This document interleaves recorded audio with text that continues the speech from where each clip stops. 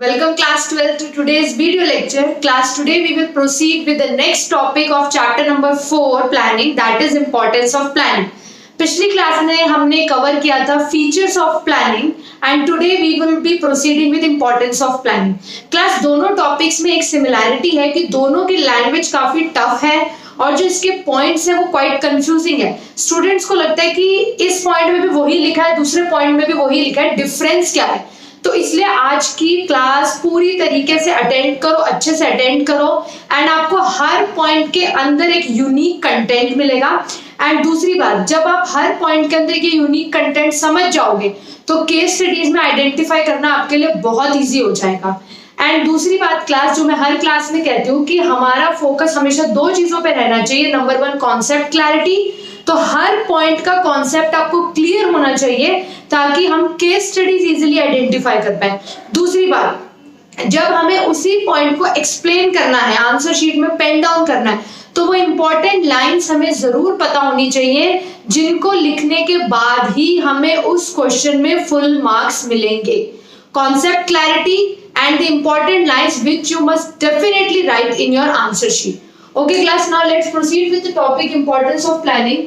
First point is planning provides direction. अब आप खुद देखो, आपको हेडिंग पढ़ते ही समझ आ रहा है कि प्लानिंग जो है ना वो एम्प्लॉयज को एक डायरेक्शन देता है कि उन्हें क्या काम करना है, किस दिशा में जाना है, उनके एफर्ट्स किस दिशा में जाने चाहिए. तो ऐसे समझना या हेडिंग से उसका मीनिंग समझ लेना आसान है, बट वो लाइंस समझना या वो लाइंस पेपर में लिखना जिनको लिखने के बाद ही आपको इस पॉइंट में फुल मार्क्स मिलेंगे, वो इंपॉर्टेंट है. इस पॉइंट का कॉन्सेप्ट समझना ताकि अगर ये पॉइंट केस स्टडी में आ जाए तो आप इजीली आइडेंटिफाई कर पाओ. तो आप क्लास ध्यान से सुनो. डायरेक्शन का मतलब क्या होता है? दिशा. ठीक है, यानी जो जितने भी एम्प्लॉयज कंपनी में मेहनत कर रहे हैं, एफर्ट्स कर रहे हैं, उनके सारे एफर्ट्स एक दिशा में जाने चाहिए, एक डायरेक्शन में जाने चाहिए. कौन सी डायरेक्शन में जाने चाहिए? किस डायरेक्शन की बात हो रही है क्लास? यहाँ पे डायरेक्शन की बात हो रही है ऑर्गेनाइजेशनल गोल्स. अगर आपको ध्यान हो क्लास, तो हम ये डिस्कस कर चुके हैं इंट्रोडक्टरी क्लास में कि प्लानिंग जो है वो गोल सेट करता है. प्लानिंग फंक्शन में हम गोल सेट करते हैं एंड उस गोल को अचीव करने की स्ट्रैटेजीज भी डिसाइड करते हैं. यानी हमने क्या करा, प्लानिंग के अंदर हमने गोल सेट करा एंड उस गोल को अचीव करने की स्ट्रैटेजी भी सेट करी. तो हमारे एफर्ट्स को मिल गई डायरेक्शन. हमें पता चल गया हमें क्या गोल अचीव करना है और हमें कैसे अचीव करना है. तो हमारे माइंड में किसी भी तरह की कोई कंफ्यूजन नहीं है. हम बड़ा क्लियर है कि अगर हमें बोर्ड में 95% से ज्यादा मार्क्स लाने, क्लियर है कैसे लाने हैं, कि हमें डेली 6 to 7 आवर्स की सेल्फ स्टडी करनी है. तो हमें गोल क्लियर है, कैसे अचीव करना है ये क्लियर है. तो उसके बाद क्लास हमारे एफर्ट्स को मिल जाती है डायरेक्शन कि हमें किस दिशा में जाना है. ठीक है, आप क्लास ये 3 पॉइंट्स में डिस्कस करूंगी जो आपको एग्जाम में जरूर मेंशन करना है. वो क्या है? It provides direction to the efforts of employees as it clears employees what to do, how to. Planning हमें दो चीजें बता देती है, तो क्या करना है, गोल क्या है हमारा, और दूसरी बात कैसे अचीव करना है. प्लानिंग एंश्योर्स दैट गोल्स और objectives are clearly stated so that they act as a guide for deciding what actions to be taken and in which direction. वही बात हो रही है कि अगर आपको गोल क्लियर है, आपको 100% अपना टारगेट क्लियर है, तो आपको इजीली पता है क्लास कि हमें उस टारगेट तक कैसे पहुंचना है. आप और कोई चीज पे ध्यान दोगे ही नहीं, आपका टाइम वेस्ट होगा ही नहीं, क्योंकि आपका माइंडसेट क्लियर है, मुझे ये अचीव करना है और ऐसे अचीव करना है. तो अगर गोल्स आपका काम करते हैं as a guide for deciding what actions to be taken, कैसे actions लेना है, in which direction. क्लास ये पॉइंट आप एग्जाम में जरूर मेंशन करो जो एग्जामिनर को एकदम आपका पॉइंट क्लियर कर दे कि वो पॉइंट क्या है.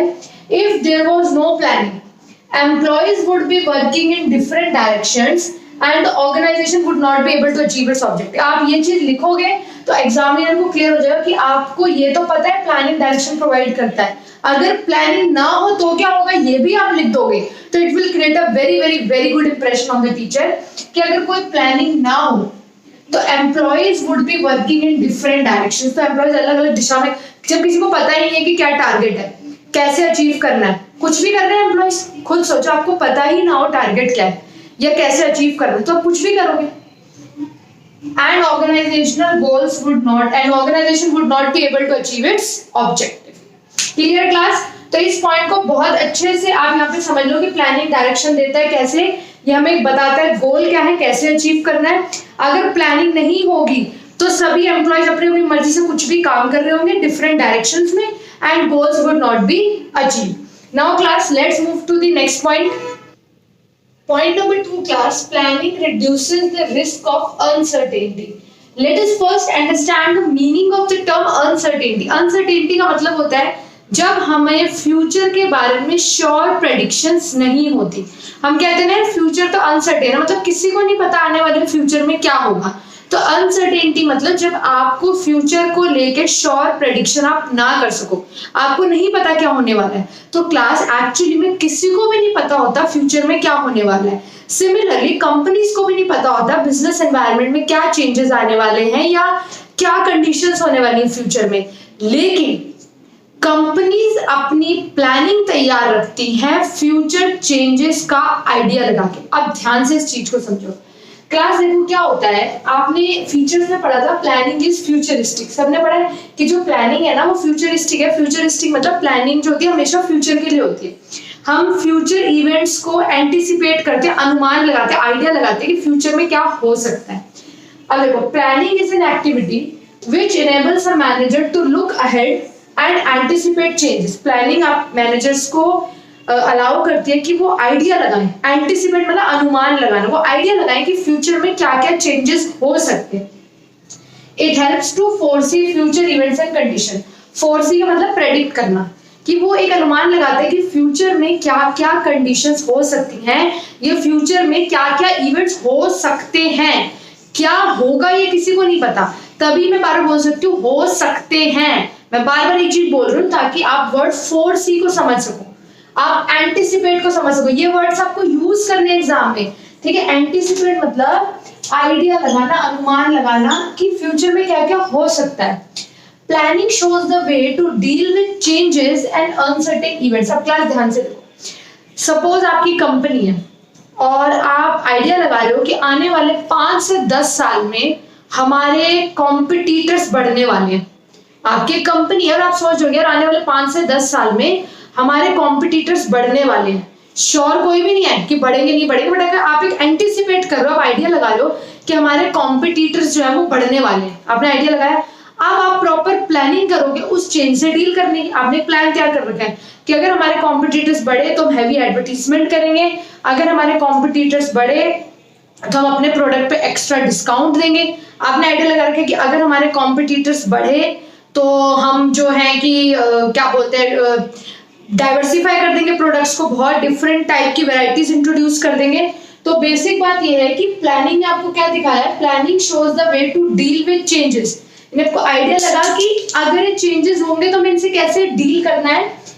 एंड अनसर्टेन इवेंट्स, यानी जिन इवेंट्स का आपको पता भी नहीं है कि वो होंगे वो नहीं होंगे, लेकिन आपको क्लियर है कि अगर वो हुए तो हमें उनसे कैसे डील करना है। ये कैसे आपने अपने आप को तैयार करा, बाय प्रॉपर प्लान।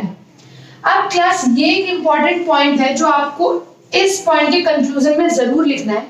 चेंजेस और events can not be eliminated. जो होना है फ्यूचर में उसे तो कोई नहीं रोक सकता। कॉम्पिटिटर्स आने आएंगे, नहीं आने नहीं आएंगे। जो फ्यूचर में चेंज होने हैं वो तो होके रहेंगे, but managerial responses to such changes can be developed. Changes तो जो होने हैं क्लास वो होके रहेंगे, लेकिन हम अपना रिस्पॉन्स, अपने आप को तैयार कर सकते हैं प्रॉपर प्लानिंग के साथ उन चेंजेस से डील करने के लिए। Is that clear class? Now let's move to the next point. Next point is class planning reduces overlapping and wasteful activities. तो क्लास सबसे पहली चीज ये समझो कि जब हमारे पास किसी भी काम को करने के लिए प्रॉपर प्लान होता है, प्रॉपर प्लानिंग होती है, तो कंफ्यूजन का तो कोई चांस ही नहीं बचता। आप खुद सोचो क्लास, किसी भी काम को करने के लिए आपका पूरा एक प्लान चॉक्ड आउट है, आपको पता है कब किसे क्या करना है, एवरीथिंग इज क्लियर, सब कुछ क्लियर है, तो कंफ्यूजन का चांस ही नहीं है। और जहां कंफ्यूजन नहीं है वहां कोई एक्टिविटी ना तो वेस्टफुल होगी ना ओवरलैप करेगी। ओवरलैप समझते हो आप, कि जब इतनी कंफ्यूजन हो जाती है कि एक के ऊपर एक एक्टिविटीज मतलब केओस क्रिएट हो जाता है और एक ही एक्टिविटी 2-2 3-3 बार हो जाती है, वो सब होगा ही नहीं। क्यों नहीं होगा क्लास? क्योंकि एवरीथिंग इज क्लियर, सबको क्लियर है किसको क्या कौन सा काम कब करना है, सब क्लियर है। अब आप खुद देखो क्लास, अगर आपको बोर्ड में बहुत अच्छे मार्क्स लाने हैं, आपने अपने लिए प्रॉपर टाइम टेबल प्लान कर रखा है, ठीक है, मंडे मुझे इंग्लिश पढ़नी है, ट्यूसडे मुझे अकाउंट्स, आपने पूरे एक टाइम टेबल अपने हिसाब से जैसे भी आप बनाते हो आपने बना रखा है, तो क्लास कोई कंफ्यूजन ही नहीं है, यू आर क्लियर। मुझे ये सब्जेक्ट इस दिन पढ़ना है, सब्जेक्ट इस दिन पढ़ना है, इस टाइम तक इसका कोर्स करना है, इस टाइम तक ये कोर्स करना है, कोई कंफ्यूजन ही नहीं है माइंड में, एवरीथिंग इज क्लियर। तो प्लानिंग जब होती है वो सबसे पहले माइंड में क्लैरिटी लाती है, कंफ्यूजन का चांस ही नहीं बचता, और जब कंफ्यूजन नहीं होती तो ना तो कोई वेस्टफुल एक्टिविटी होती है, ना कोई ओवरलैपिंग होती है। अब देखो क्लास, एक जनरल पॉइंट आपको इस पॉइंट में लिखना है कि planning coordinate and integrate the activities and efforts of different divisions, departments and individual. Planning का एक जनरल लाइन आपको इंट्रोडक्शन देना है इस पॉइंट का कि प्लानिंग इस तरह से की जाती है कि different departments, different individuals integrate होकर मिलजुल के काम करें। ये एक जनरल पॉइंट है व्हिच यू मस्ट राइट। अब मेन चीज आती है सेकंड पॉइंट से, planning ensures clarity in thoughts. जो मैं अभी कहती थी, जब आपके पास किसी भी चीज का एक प्रॉपर प्लान होता है तो क्लास माइंड में क्लैरिटी रहती है कि किसे कब क्या करना है, कब हमें क्या करना है, पूरी एक टाइम टेबल, एक प्रॉपर प्लानिंग होती है। तो planning ensures clarity in thoughts and action, work is carried on smoothly without interruption. और जब हर चीज पूरा प्लान चॉक्ड आउट है, एवरीथिंग इज क्लियर, तो इंटरप्शंस होते ही नहीं, काम एकदम स्मूथली होता है। Useless and wasteful activities are minimised. जो इस पॉइंट का मेन जिस्ट है कि अननेसेसरी कोई फालतू की एक्टिविटी है वो तो होती ही नहीं है क्योंकि आपने प्रॉपर प्लानिंग कर रखी है। तो ये बहुत सिंपल पॉइंट है क्लास, सिंपल चीज से लिखनी है आपने। एक जनरल पॉइंट डाल दो कि डिफरेंट इंडिविजुअल डिपार्टमेंट्स की इंटीग्रेशन है प्लानिंग से, और प्लानिंग से क्लैरिटी इन थॉट्स है, वर्क स्मूथली होता है without any disturbance, and useless and wasteful activities are minimized. Simple एक पॉइंट है class. Okay, now let's move to the next one. Yes, next point is class, planning promotes innovative ideas. What is the meaning of innovation? Innovation means कुछ different सोचना, कुछ नया करना, कुछ new and unique सोचना, that is innovation.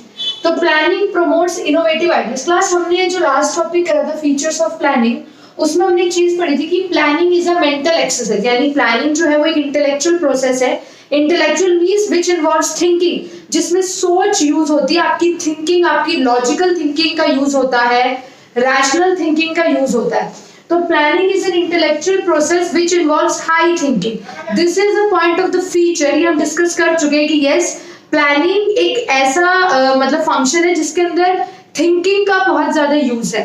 आप खुद सोचो class, there is a great scope of finding better ideas, methods and procedure to perform a particular task. अब यही लाइन अगर आपको केस स्टडी में दिखे, सपोज आपको कोई केस स्टडी दिखती है कि कोई भी, कि mister A and B, mister A सोचता है कि there is a great scope of finding better ideas, methods and procedures with the help of planning. तो अगर आपने एनसीईआरटी अच्छे से पढ़ी हुई, अगर आपको ये मेन लाइंस एनसीईआरटी की आपके दिमाग में है, तो आप इजीली वो इंपॉर्टेंस आइडेंटिफाई कर लोगे कि हाँ ये प्लानिंग प्रमोट्स इनोवेटिव आइडियाज है। कोई भी केस स्टडी आती है कि मिस्टर ए उसकी अपनी कंपनी है एंड मिस्टर ए की थिंकिंग है कि there is a great scope of finding better ideas and methods with the help of planning, तो एकदम उस बच्चे के माइंड में स्ट्राइक करेगा यार बेटर आइडियाज और मेथड्स प्लानिंग में मिलते हैं, ये प्लानिंग प्रमोट्स इनोवेटिव आइडियाज का पॉइंट है। यही वाली केस स्टडी तो सबसे मुश्किल होती है, बच्चों को जब आइडेंटिफाई करना होता है भाई, right the points highlighting the importance of planning mentioned in the above case study, mentioned in the above paragraph, यही वाली सबसे टफेस्ट केस स्टडीज होती है। उसके लिए क्लास आपको जो हाइलाइटेड पॉइंट्स है एनसीईआरटी के, जो हाइलाइटेड लाइंस है उन पे फोकस करना होगा। मैं उन्हीं लाइंस को यहाँ पे लिखती हूँ, उन्हीं कॉन्सेप्ट्स को मैं क्लियर करने की कोशिश करती हूँ। नाउ लिसन क्लास, देखो प्लानिंग में क्या होता है, जब आप प्रॉपर प्लानिंग करते हो, अपना दिमाग चलाते हो, थिंकिंग करते हो, तो किसी भी काम को करने के जो बेटर मेथड्स हैं, बेटर प्रोसीजर है, उसी काम को करने का वो आपके दिमाग में आता है। मैनेजर अपना दिमाग चलाता है, अपना दिमाग दौड़ाता है, तो एक ही काम को करने का जो बेस्ट तरीका है, जो तरीका आप भी फॉलो कर रहे हो, उससे बेटर जो मेथड है, उससे बेटर जो प्रोसीजर है, वो मैनेजर सोचता है।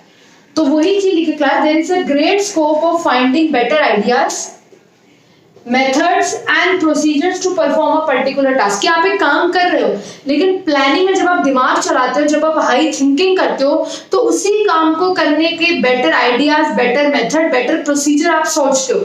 और जब आप ऐसा सोचते हो तो it encourages managers to think differently and makes the manager creative and innovative. जब आप एक ही काम को करने का नया मेथड ढूंढ रहे हो, नया प्रोसीजर ढूंढ रहे हो जो कि बेटर है, न्यू, तो यानी आप क्या होते जा रहे हो, आप इनोवेटिव होते जा रहे हो।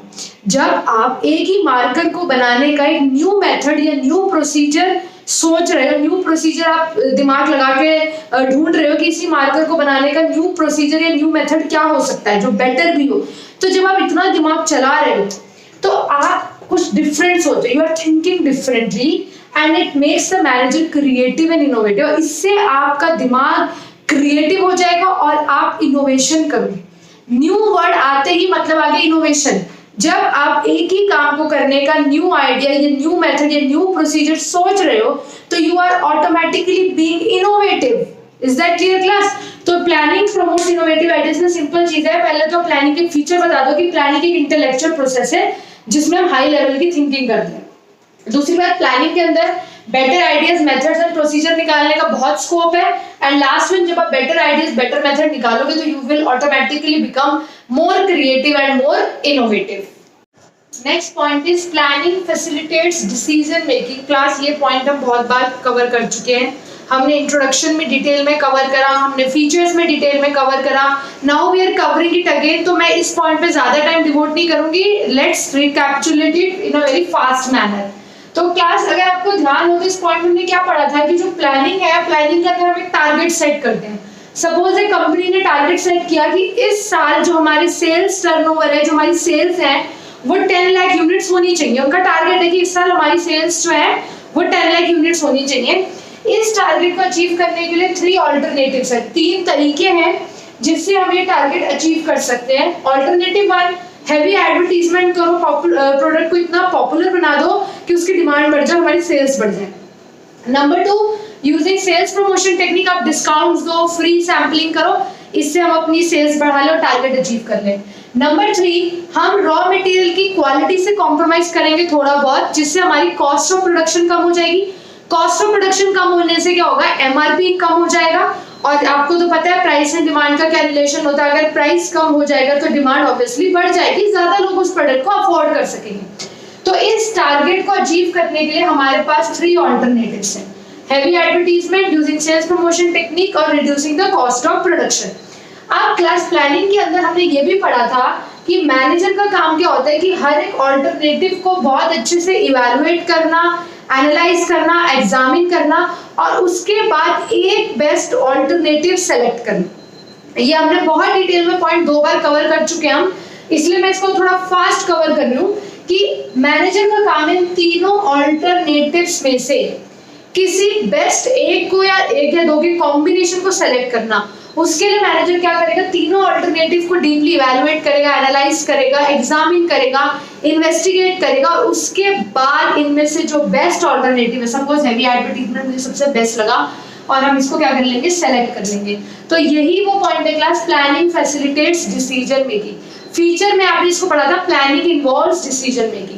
पॉइंट दोनों सेम है, दोनों का कंटेंट सेम है, कोई कंफ्यूजन नहीं होनी चाहिए। उसमें प्लानिंग इन्वॉल्व्स डिसीजन मेकिंग था फीचर्स में, यहाँ पे प्लानिंग फैसिलिटेट्स डिसीजन मेकिंग के कंटेंट वही है कि टारगेट को अचीव करने के लिए बहुत सारे ऑल्टरनेटिव्स होते हैं और उन बहुत सारे ऑल्टरनेटिव्स में से बेस्ट ऑल्टरनेटिव सेलेक्ट करना ही डिसीजन मेकिंग है।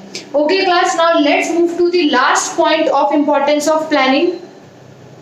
Yes class, last point is very important. Planning establishes standards for controlling, क्योंकि आपको इसके लिए पहले कंट्रोलिंग को समझना होगा, कंट्रोलिंग फंक्शन को समझना होगा, तभी आप इस पॉइंट को समझ सकते हो। But don't you worry class, क्योंकि कंट्रोलिंग फंक्शन समझना बहुत इजी है। सबसे पहले इतना समझो कि planning involve setting of targets. ठीक है, सेटिंग टारगेट्स कह लो या स्टैंडर्ड्स कह लो, एक ही बात होती है। टारगेट, स्टैंडर्ड्स, गोल्स, ये एक ही बात है, one and the same thing. तो planning involve setting of targets. अब आते हैं क्लास कंट्रोलिंग पे। अब सब भूल के पहले थोड़ी देर कंट्रोलिंग फंक्शन को समझो कि कंट्रोलिंग फंक्शन क्या है। कंट्रोलिंग फंक्शन में आता है क्लास सेटिंग टारगेट्स। ये वही टारगेट है जो हम प्लानिंग फंक्शन में सेट करते हैं। सपोज हमने प्लानिंग में सेट करा कि हमें 1 मंथ में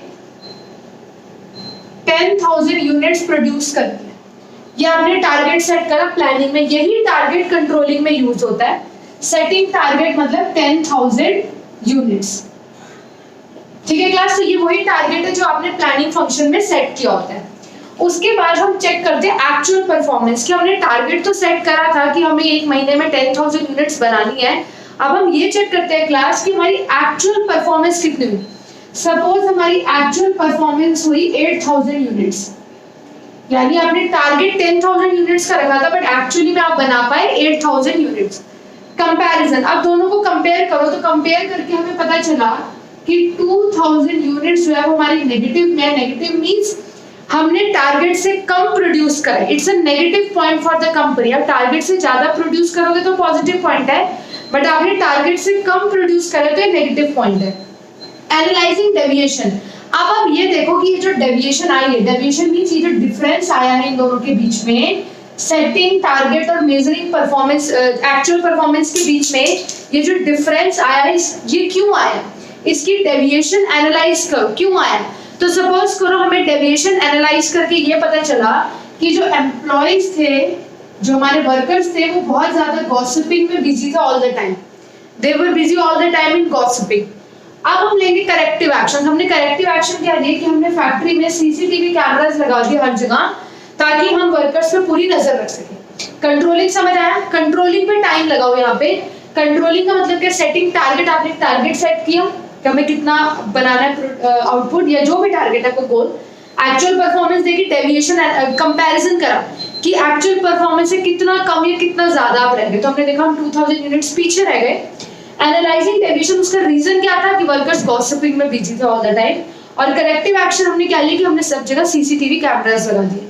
अब क्लास ध्यान से सुनो, ये आपने पूरी कंट्रोलिंग समझी, लेकिन अगर एक बात बताओ, यहाँ पे टारगेट ही ना हो तो कंट्रोलिंग फंक्शन आगे कैसे कैरी होगा मुझे बताओ। अगर आपके पास ये प्लानिंग फंक्शन नहीं है, सपोज प्लानिंग नहीं करी आपने, कोई टारगेट सेट नहीं करा, तो कंट्रोलिंग में भी कोई टारगेट नहीं आया, टारगेट तो आया नहीं, आपने सिर्फ एक्चुअल परफॉर्मेंस मेजर कर ली 8000 यूनिट्स। अब मुझे बताओ, ना तो आप कंपेयर कर सकते हो, डेविएशन हुई नहीं हुई, कितनी हुई आप पता नहीं लगा सकते, तो आप करेक्टिव एक्शन भी नहीं ले सकते। बात समझ रहे हो कि जब तक यहाँ पे टारगेट नहीं है तो कंट्रोलिंग फंक्शन जो है वो इनकम्प्लीट है, वो हो ही नहीं सकता।